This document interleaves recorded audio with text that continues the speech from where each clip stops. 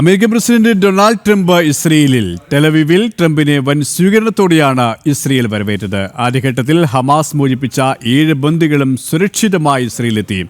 20 ബന്ദികളെയും Hamas മോചിപ്പിച്ചു. ഇവരുമായി ഐസൻ ജോസ് ശരിയാണ്. ഐസൻ,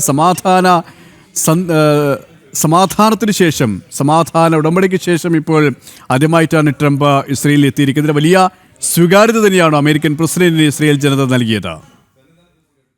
തീർച്ചയായും സുരേഷ്, വലിയൊരു സ്വീകാര്യത തന്നെയാണ് അമേരിക്കൻ പ്രസിഡന്റിന് ഇസ്രയേലിൽ ഉണ്ടായത് എന്നതാണ് നമുക്ക് മനസ്സിലാക്കാൻ സാധിക്കുന്നത്. അദ്ദേഹത്തിന്റെ വാക്കുകളിൽ നിന്നെല്ലാം തന്നെ അക്കാര്യം നമുക്ക് വ്യക്തമായി മനസ്സിലാക്കാനും സാധിക്കുന്നുണ്ട്. അദ്ദേഹത്തിന്റെ ഇസ്രയേലിലെ നെസറ്റിന്റെ അഭിസംബോധന ചെയ്യുന്ന വേളയിലും ഇതേ രീതിയിലുള്ള ഒരു ആവേശം നമുക്ക് കാണാൻ സാധിച്ചു. അദ്ദേഹം ഇന്നലെ പൊതുജനങ്ങളെ അഭിസംബോധന ചെയ്യുന്നതിനിടെ സ്റ്റീവ് വിറ്റ്കോഫ്, അതായത് ട്രംപിന്റെ പ്രത്യേക പ്രതിനിധി ഉൾപ്പെടെ ഇത്തരത്തിലുള്ള അഭിനന്ദനങ്ങളും വലിയൊരു പ്രശംസയും ഏറ്റുവാങ്ങുന്ന ഒരു സാഹചര്യം നമുക്ക് കാണാൻ സാധിച്ചു. ഇതിന് പിന്നാലെയാണ് ഇപ്പോൾ 20ഓളം ബന്ദികൾ ഉണ്ടായിരുന്ന, ജീവനോടെ ഉണ്ടായിരുന്ന 20ഓളം ബന്ദികളുടെ മോചനവും 28 പേരുടെ മൃതദേഹങ്ങളും വിട്ടുകൊടുക്കുന്ന ഒരു സാഹചര്യം ഉണ്ടായിരിക്കുന്നത്.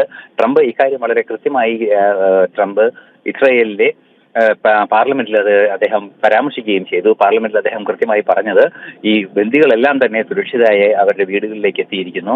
അതുപോലെ തന്നെ മരണമടഞ്ഞവർ തങ്ങളുടെ പുണ്യഭൂമിയിൽ അന്ത്യവിശ്രമത്തിന് എത്തുകയും ചെയ്തിരിക്കുന്നു. മാത്രമല്ല, കാര്യമായ സമാധാന ശ്രമങ്ങൾക്ക് മുൻകൈയെടുത്ത ഇസ്രായേൽ പ്രധാനമന്ത്രി ബെഞ്ചമിൻ നെതന്യാഹുവിനെ അദ്ദേഹം പ്രശംസിക്കുകയും ചെയ്തു. ഈ പാർലമെന്റ് അഭിസംബോധന വേളയിലാണ് ഇത്തരത്തിൽ വിവിധങ്ങളായ വിഷയങ്ങൾ അദ്ദേഹം പരാമർശിച്ചത്. പാർലമെന്റിലെ സന്ദർശക പുസ്തകത്തിൽ ഏറ്റവും സന്തോഷമുള്ള ഒരു ദിനം കൂടി വന്നെത്തിയിരിക്കുന്നു എന്ന രീതിയിലായിരുന്നു അദ്ദേഹത്തിന്റെ പരാമർശം. അത് ഉയർത്തി കാണിക്കുകയും ചെയ്തുകൊണ്ടാണ് ട്രംപ് പാർലമെന്റിനെ അഭിസംബോധന ചെയ്തത്. ഇന്റർനാഷണൽ ഡെസ്കിൽ നിന്ന് ഐസൻ ജോസ് ആണ് വിശദാംശങ്ങൾ നൽകിയത്.